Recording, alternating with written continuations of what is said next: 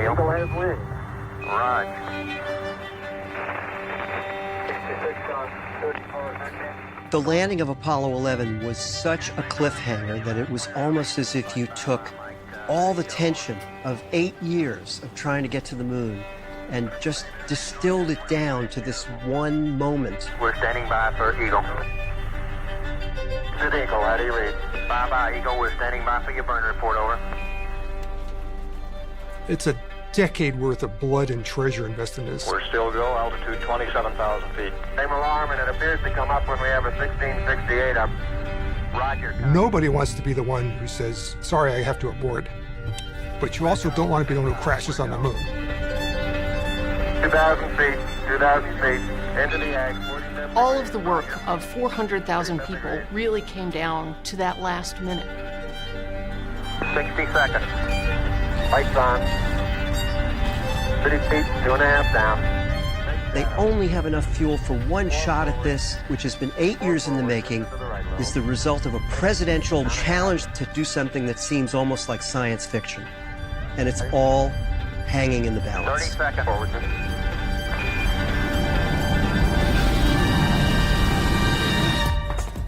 They had the right stuff, but the Smithsonian has the real stuff. With insider access, get behind the galleries and into the vaults to see how one man's challenge Of landing a man on the moon. sparked a chase into space. With rare archival interviews with the astronauts, I think it's probably NASA's finest hour. film that still dazzles decades later, You can see the solar wind there. It looks like it's blowing. and stories drawn from the artifacts themselves. This is a real lunar module. Relive one of the most riveting moments in history, when another world beckoned and we took the bait.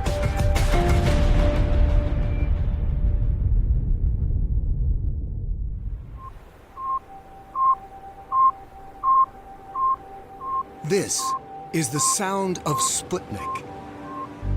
The first Soviet satellite arcs over America on a sleepy Friday night in 1957. Eisenhower had already left Washington to go golfing. He went away for the weekend. And a lot of Americans were just home. Leave It to Beaver premiered that night. And so it came as quite a bit of a shock. Each beep is like a taunt. Americans can hear it with their ham radios. A clear signal that the Soviets have beaten America into space.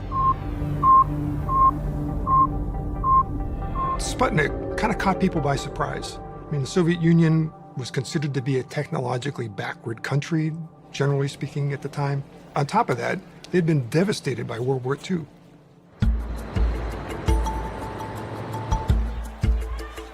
On the other side of the world, America appears to be thriving.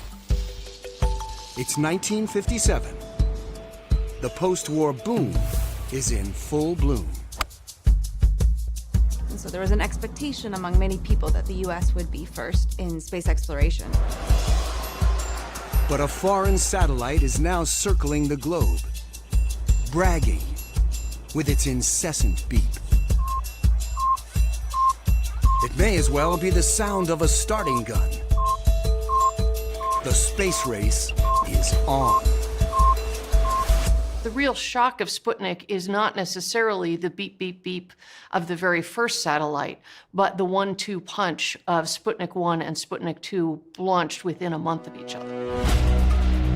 This time, the Soviets launch more than a beeping ball. Sputnik 2 carries a dog named Laika.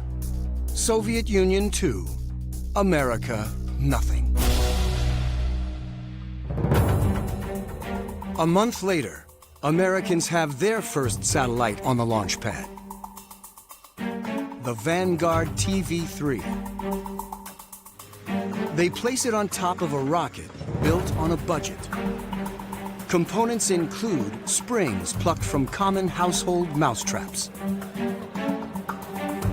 Some are skeptical of the effort.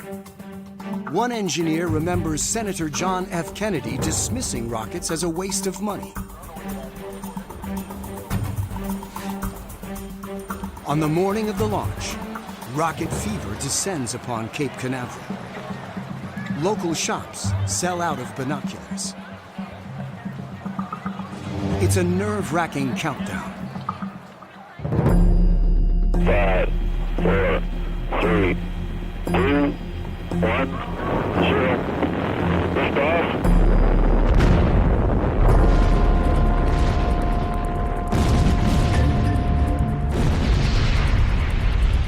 Someone in the control room screams. Another yells, "Duck!" The satellite itself is thrown from the blast. And ends up here, at Smithsonian's National Air and Space Museum. The satellite was thrown out of the rocket and rolled and also cracked open. The antennae were all bent and everything, but the interior transmitter was still operating, and it was beeping, telling people it was alive. The damage indicates clearly in the explosion, it was heated up quite a bit by the flames of the bursting rocket. There was also an impact damage because this part was split open. This is the way they found it. The TV series was a small vehicle that would be very easy to launch. It was a test to see that the system would work, that it could transmit information back to the ground. Once Sputnik flew, it created a considerable pressure to answer the launch. The fact was that we had to make it work, and it didn't. The public sees a failure. Scientists see a learning curve. 45 seconds, rudder drive on. Less than 2 months later, America tries again with the Explorer 1 satellite. I think we're all clear here, Bob.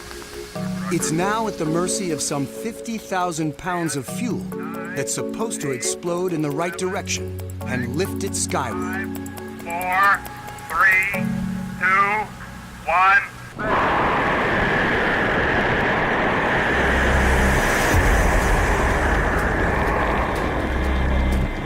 America's first satellite is in the air. Looking good here. The control room waits for orbital confirmation. Going real good. 50 seconds. Still looks fine here. Someone finally brings in a Looking note. real good. Goldstone has the bird. But the Goldstone tracking station in California isn't the only one watching. 70 seconds. The whole idea that there were satellites rotating around the Earth came right out of science fiction. I was an 18-year-old college student in Brooklyn studying physics, and I was an amateur astronomer. Somehow or other, we got permission to go up on the roof of the RCA building so we could get a good view from New York City of the satellites as they came over the Earth. Steve and others around the world used this telescope to watch history zoom overhead. We were participating in the Smithsonian's Operation Moonwatch, a worldwide effort organized by the Smithsonian to prepare to track the first satellites of the Earth. We had a number of these placed along the table so that their fields of view created kind of a picket fence across the sky. We knew the satellite was coming. We didn't know exactly where or exactly when, but at least one of the telescopes would catch it when it went by. Steve's own home movies show the thrill of being at the top of the city skyline and trying to look even higher. This was all stuff out of science fiction. And all of a sudden, it was happening. And we were on the cutting edge of seeing what was going on. So that was exciting enough to keep you up all night.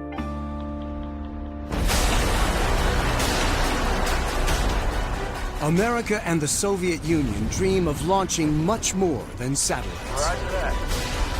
They dream of launching humans to the next stepping stone in space. nearly 240,000 miles away. But right now, a moonshot is just pie in the sky.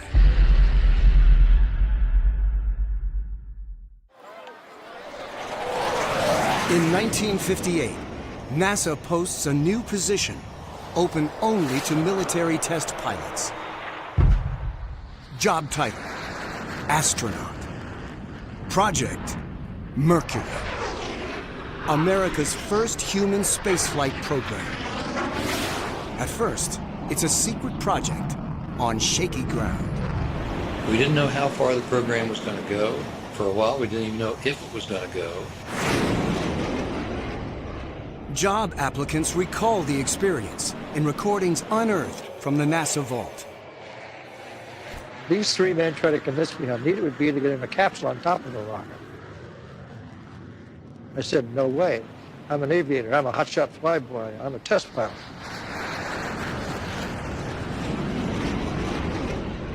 I was ordered to report to Washington. No explanation or anything. I didn't even know we were going to have a space program.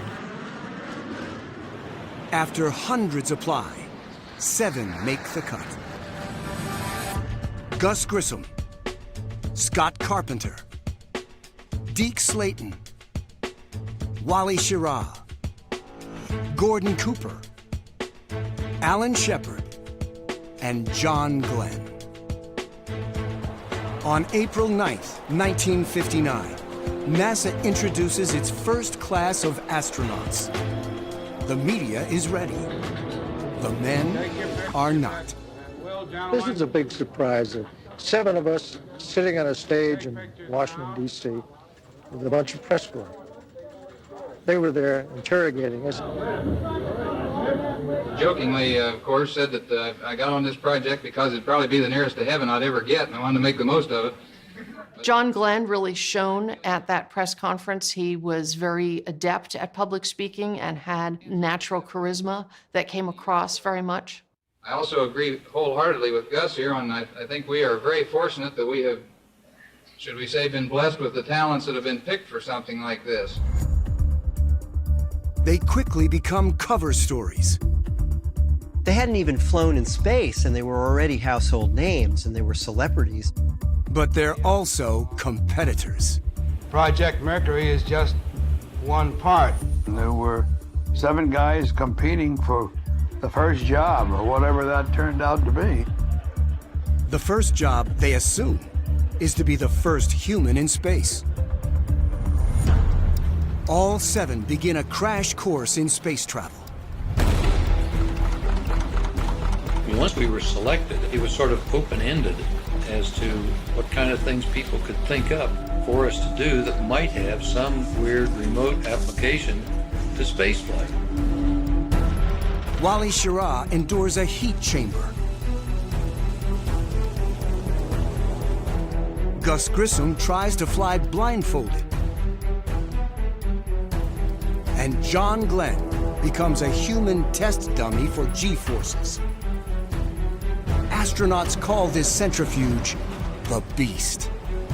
You're straining just as hard as you possibly can strain to keep enough blood up in your head to keep from blacking out. They spin so violently that their hearts bang into their lungs, knocking the wind out of them.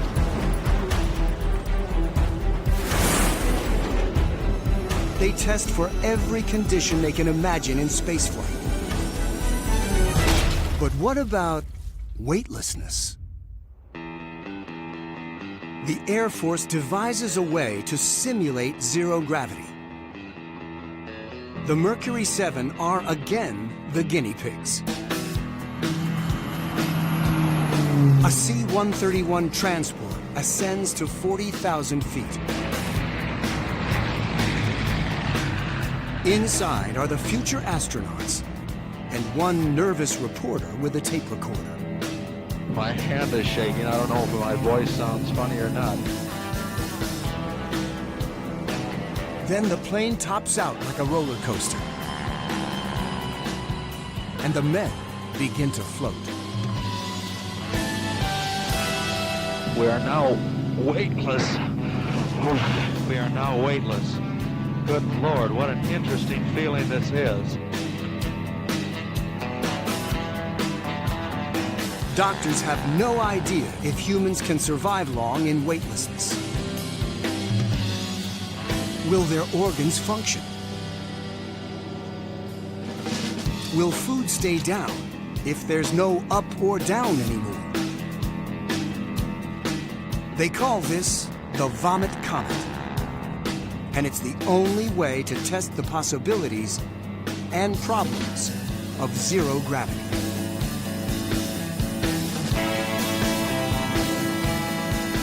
The Air Force even tries it on animals.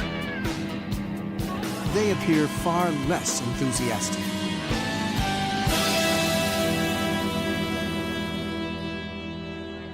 Doctors also worry about the psychological stress of space travel on the Mercury 7. They present memory puzzles for testing, random drawings for analysis, ink blots for interpretation.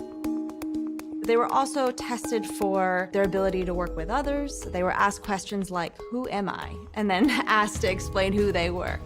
What they are is fearless.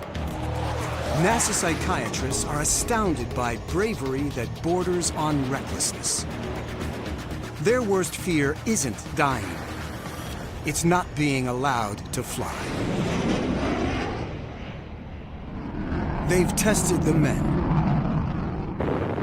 Now, they test the machines. We had essentially a new product. It didn't look very much like an airplane. But if you were going to put a pilot in, it was going to have to fly somehow, like an airplane. As the astronauts check out the space capsule, they realize the initial Mercury missions won't be much like flying a plane, more like riding a bullet. A rocket will launch the capsule with enough speed to clear the atmosphere. More than 5,000 miles per hour. After mere minutes, the capsule's retro rockets will slow it down for re-entry. A fiery freefall into the Atlantic Ocean. Slowed only by parachutes near the very end. NASA drops empty capsules to test those parachutes. A thin nylon barrier between life and death. Normally, a parachute is a test pilot's last chance to live after ejecting from an aircraft.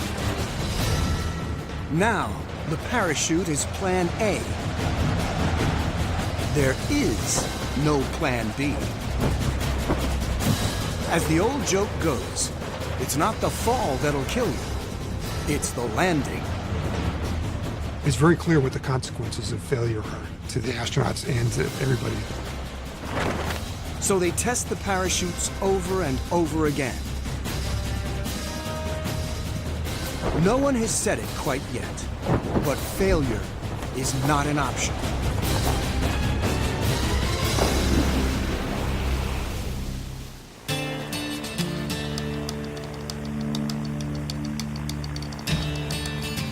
The American space program is coming to the African bush.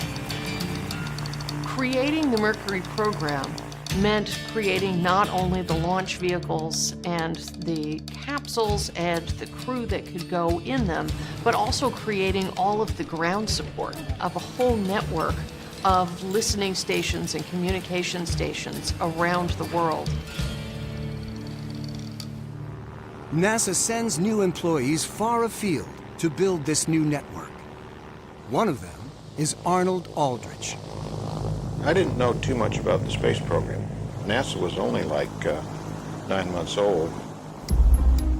They arrive in places like Nigeria, Morocco, and Kenya, fully equipped with pocket protectors, ready to conquer space. We had quite a few just fresh college graduates who were ready to tackle anything but didn't have a lot of experience and also didn't know anything about what couldn't be done. They join military personnel to be the eyes and ears of Mercury when it tries to stretch flights beyond the Atlantic Ocean. They will track flights as they come over Africa, communicate with the spacecraft, and send data back to mission control. Some stations more quickly than others. Only half of them had voice communication with the control center. You couldn't talk to the Cape. They only communicated via teletype.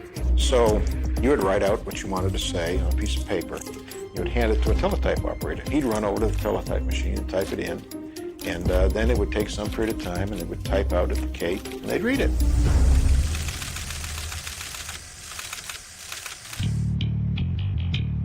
Worldwide communication is in its infancy, but travel bugs have been around forever.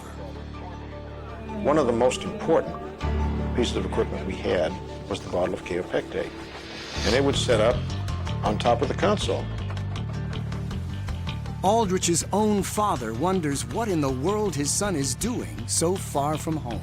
My dad asked me, when I was going to actually get some real job to work on. I mean, this is nice to work on these esoteric things, but, when are you going to go start and actually work on something?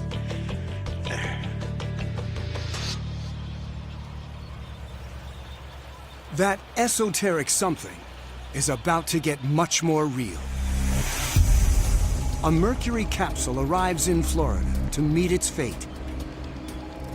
A ride atop this Redstone rocket. The empty capsule will launch into space and send back performance data. They have to make sure it works before putting a person inside. The science of rocketry meets the art of capsule design in this critical test flight. Mercury 1, November 1960.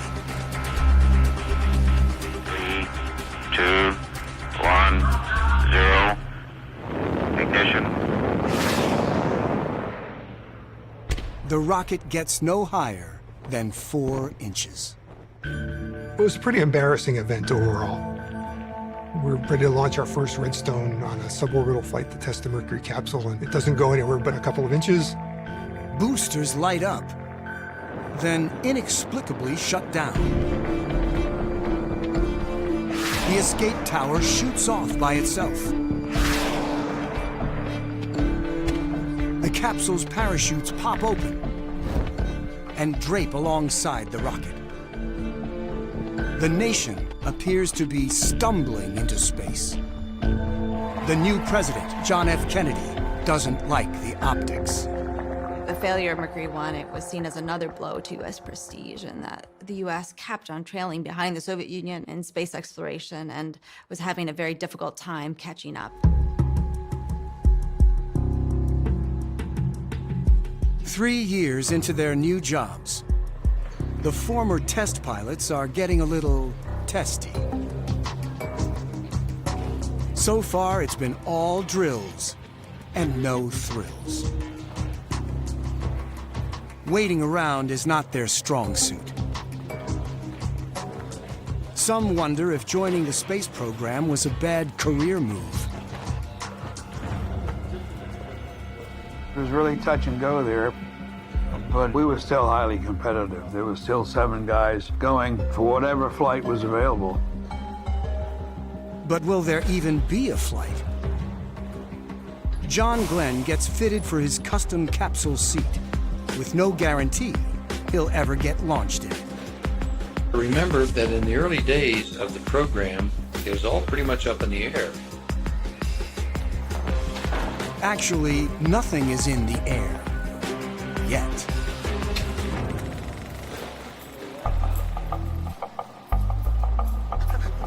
Before any of them go into space, this chimpanzee will pave the way. His name is Ham. He has a different training regimen than human astronauts, including shocks to his feet if his attention strays from the instrument panel. But his job is paramount. Prove that a primate can function in space. So this was how you were able to, what they would have called at the time, man rate the vehicle. All three start final lights are correct. Mercury go. Atlantic lights on.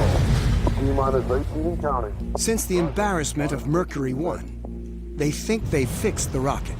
Minus 10, 9, But will the capsule keep Ham alive? 6. 0, 1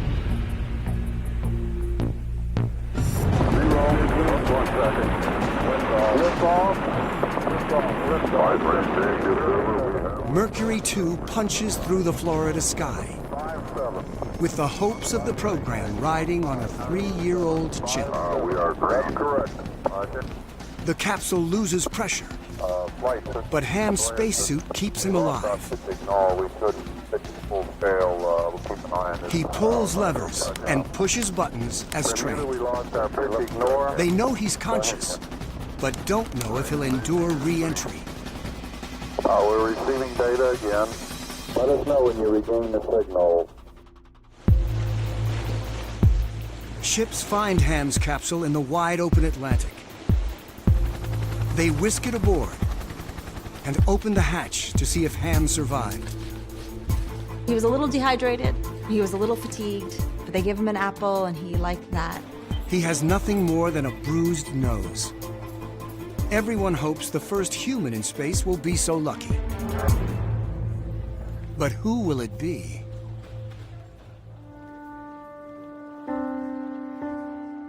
All 7 trainees have been waiting for director Bob Gilruth to announce America's first space traveler. NASA finally picks Alan Shepard. Well, there I am, looking at 6 faces looking at me and feeling totally elated that I'd won the competition. But yet almost immediately afterwards feeling sorry for my buddies. I mean, they were trying just as hard as I was.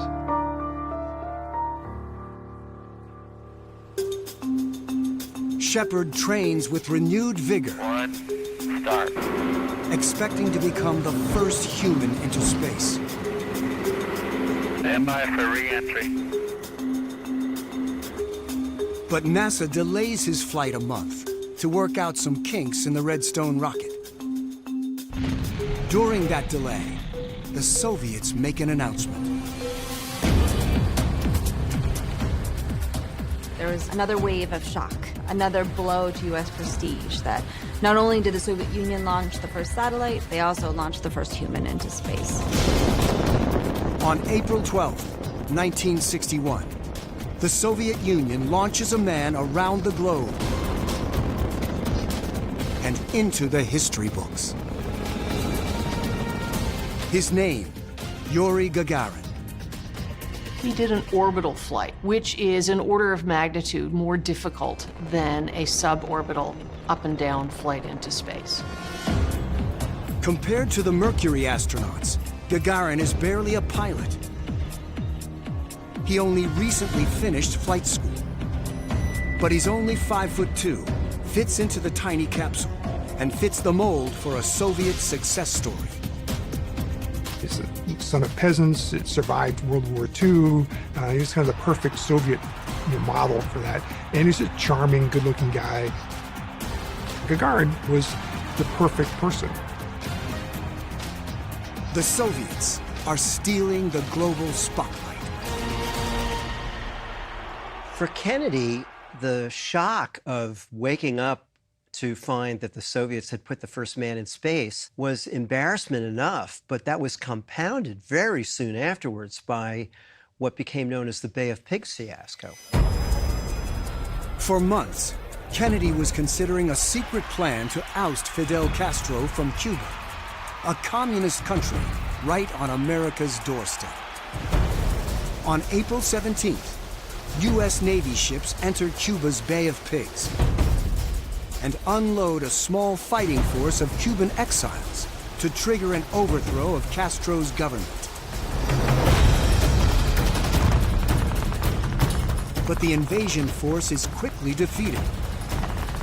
The coup is a flop.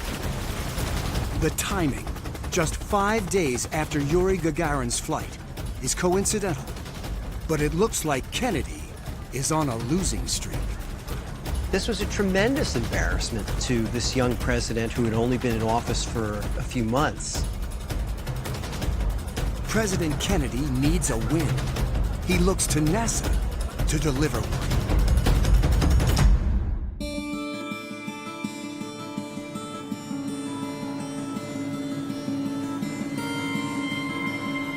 Just a few weeks later, NASA hopes one man can salvage some national pride.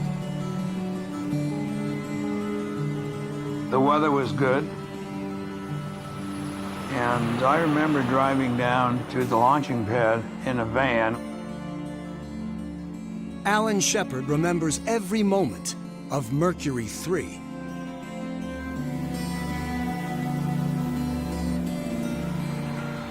We pulled up in front of the launch pad. Of course, it was dark. The liquid oxygen was venting out from the redstone. Searchlights all over the place. And I remember saying to myself, well, I'm not going to see this redstone again. And you know, pilots love to go out and kick the tires. And it was sort of like reaching out and kicking the tires on the redstone. Because I stopped and looked at it, you know, to look back at this beautiful rocket and thought, well, okay, Buster, let's go and get the job done.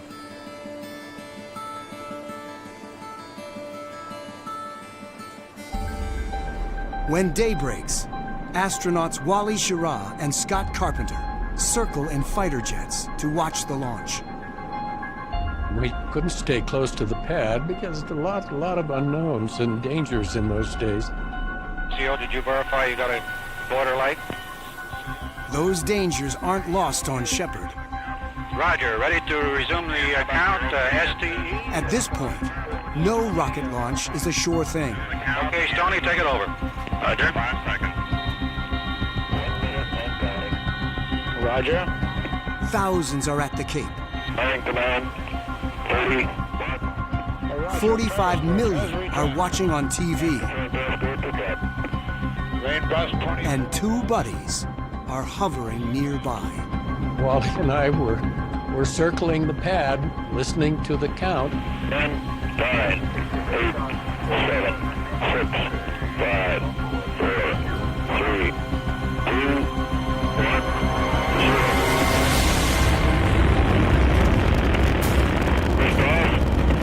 All right, lift off and the clock is started.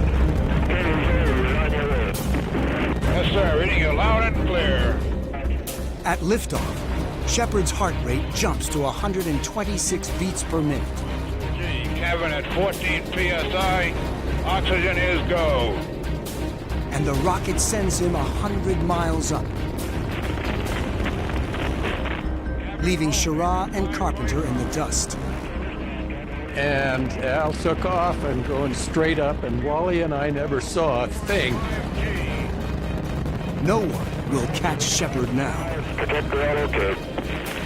7 year fuel is go 4G.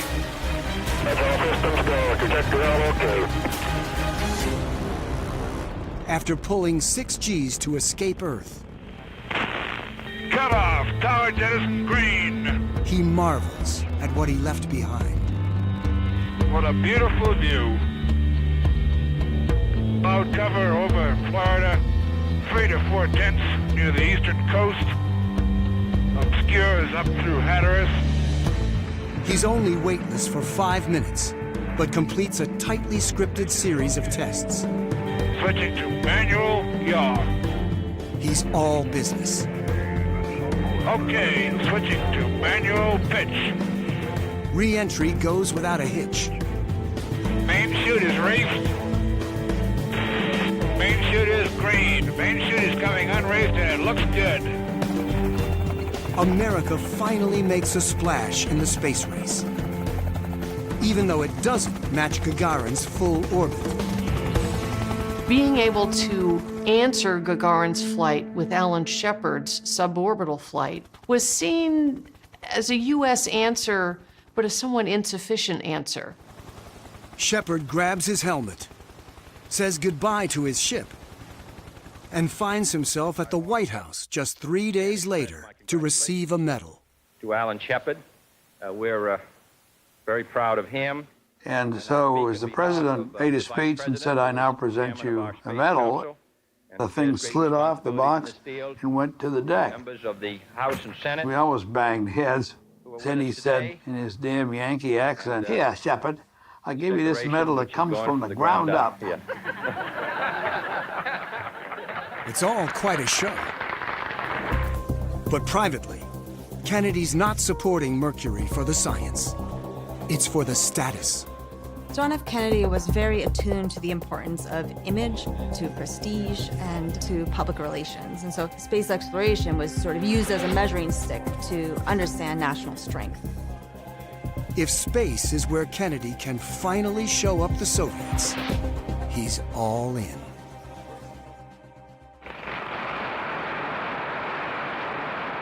On May 25th, he strides to the congressional podium with an audacious challenge tucked inside his manuscript.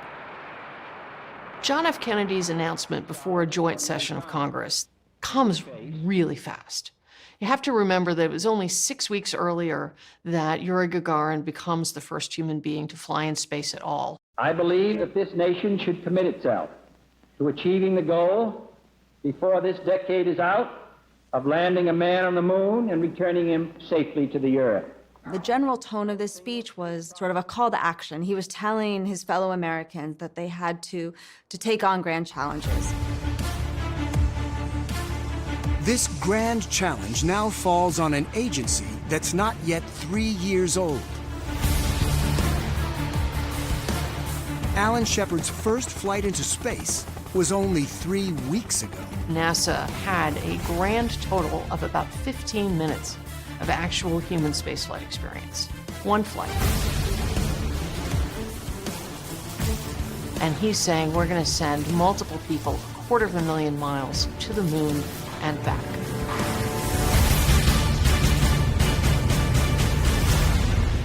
The space race now has a finish line. For NASA, the goal is clear. The path is not. But Project Mercury keeps plugging away. 5, 4, 3. On July 21st, Gus Grissom pilots Mercury 4. Liftoff. Roger, this is Liberty Bell 7. The clock is operating.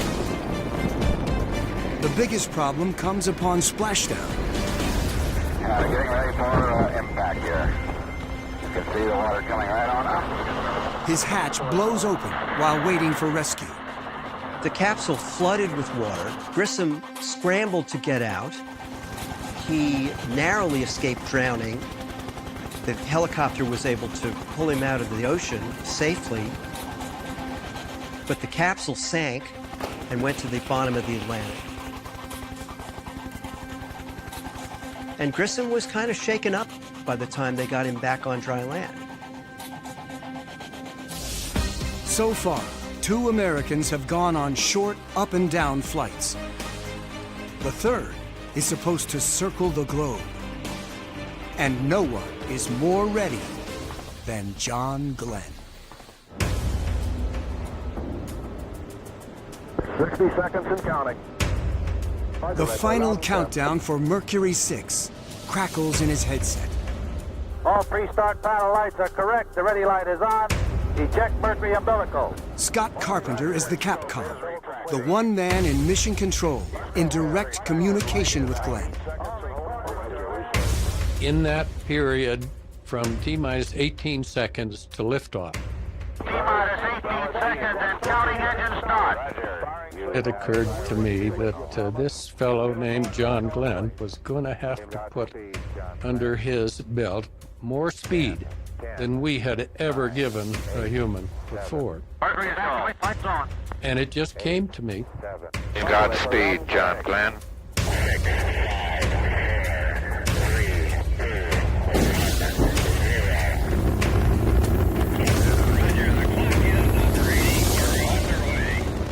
He's on his way to exceeding 17,000 miles per hour, pushing Glenn deep into his custom-fit seat. A little bumpy along about here. 50,000 crane their necks from the Cape. 100 million more watch on TV, more than double the last launch. They witness near perfection. Roger, reading you loud and clear. Glenn's trajectory is only 0.05 of a degree off. Looks good. Flight steering is good. Roger. Mission Control thinks he's good for 7 orbits. I could not see the tower go. I saw the smoke go by the window. Ground computers estimate he could do 100. Roger. Still have about 1.5 Gs. Programming over. Shepard and Grissom had minutes. Glenn will have hours. Go. Our capsule is in good shape. The main purpose of my flight was to find out what reaction the human body had to extended weightlessness. Some of the doctors, for instance, thought that my vision might change during flight.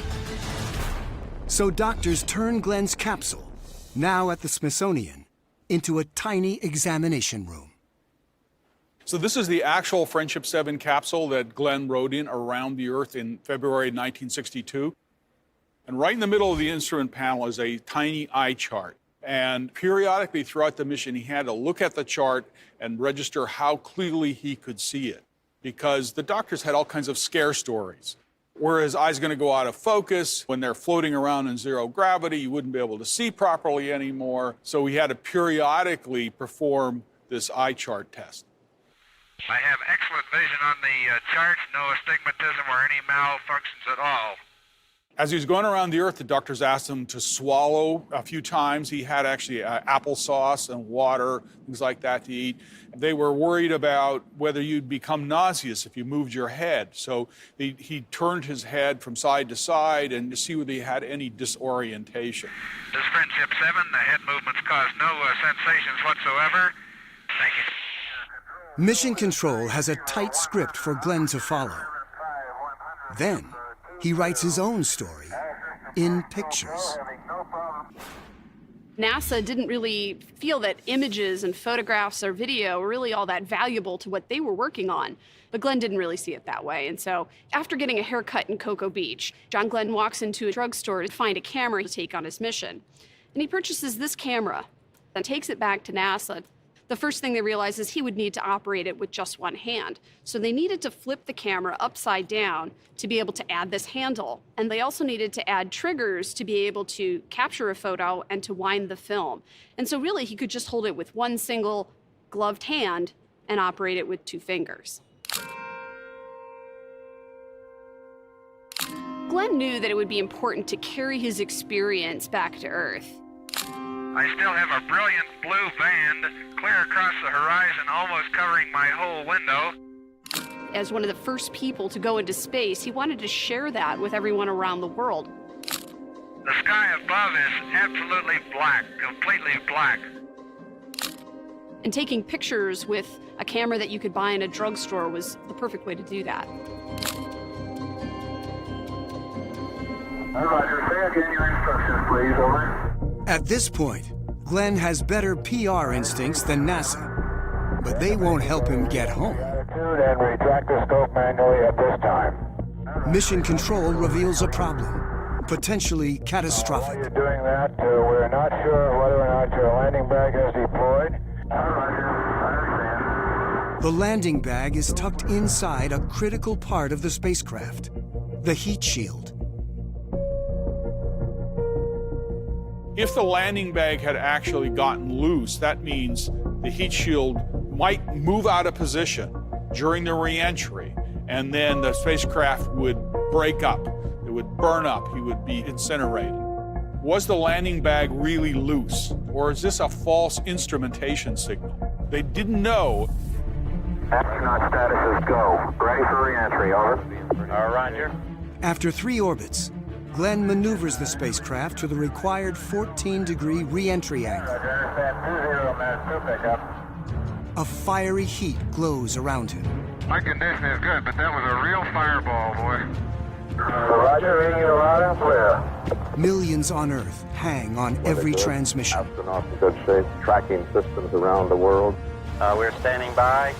Ships look for the capsule. John is 1 second fast. Okay. Finally, they see it bobbing in the open ocean.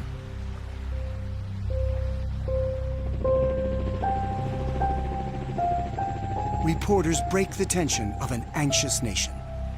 U.S. astronaut John Glenn is on the deck. Is reported to be a hale and hearty astronaut after his history-making flight.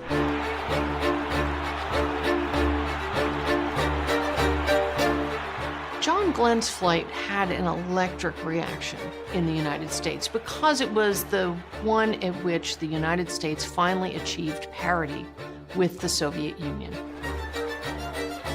I was 5 years old, I guess, when John Glenn flew. And John Glenn's flight is literally the first thing I remember in my life. My mom tells me that I wanted to be a dump truck driver before that. But after John Glenn's flight, I was hooked. 10, 9, 8, 7. NASA begins rattling off Mercury missions with confidence and purpose. I feel the liftoff. The clock has started. Scott Carpenter's Mercury 7 flight is so flawless, some dare think spaceflight is becoming routine. How do you read Aurora 7? Over. Mercury 8 sends Wally Schirra up for 9 hours and 6 orbits. Chief feels you're in good shape, Wally, and so I have good news. They give you a go for 6 orbits. Hallelujah. Mercury 9 reaches the program's ultimate goal, a full day in space, enjoyed by Gordon Cooper. I would like to take this time to say a little prayer. The Mercury missions were really very successful in being able to demonstrate that human beings could go into space, that they could orbit repeatedly, and that they could be brought back safely. And there was a wonderful pattern of the astronaut then being celebrated as he came home having successfully completed those missions. By the end of the Mercury program, Americans can celebrate. They have heroes. They have momentum. Then there is shock.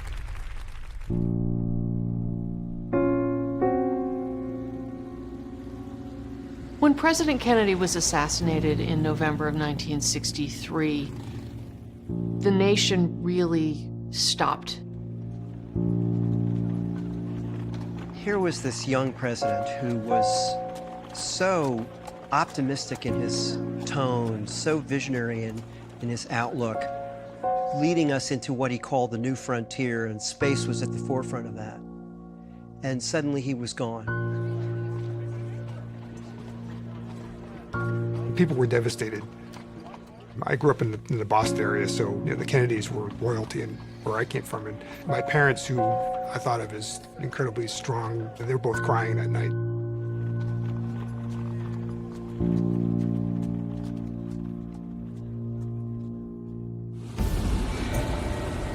Other heroes are falling in different ways. 2 astronauts have their worst fears come true.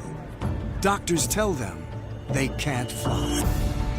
There's a saying, there's only 3 ways to get out of this business. You can retire, you can be killed, or you can be grounded. And the worst of those, by far, was getting grounded. America's first man in space, Alan Shepard, is diagnosed with Meniere's disease. It causes a lack of balance, dizziness, in some cases nausea. NASA grounded me right away. Shepard joins Deke Slayton, already grounded for a heart problem. 2 of the original 7 astronauts are now off the flight roster. Just a week before his death, Kennedy visited NASA. The missions to the moon, called Project Apollo, are on the drawing board for his review, but it's only a sketch. As we're getting to the end of the Mercury program, I realized that the Apollo program is nowhere near ready yet, and we're going to need to learn to do a whole bunch of things to get to the moon. They'll have to fly exponentially farther. There were so many unknowns about landing on the moon that they couldn't bite off that whole chunk at once. They'll have to fly longer. How do you have astronauts in space for as long as it would take to get to the moon and back? They'll have to fly smarter. How do you get two spacecraft to meet up in space? How do you then dock? And they'll have to fly solo. Spacewalks, EVA, extravehicular activity. How do you get in and out of the spacecraft safely and then still be able to return to Earth? And there's no way to answer that with the Mercury capsule because it's not capable. And the Apollo capsule's several years down the road. We need something else. The answer, Project Gemini, born out of necessity, but racked with complexity. We have a liftoff at 16 minutes after the hour. It has to work. Gemini 5 is go for stage. The fate of Apollo's moonshot is at stake.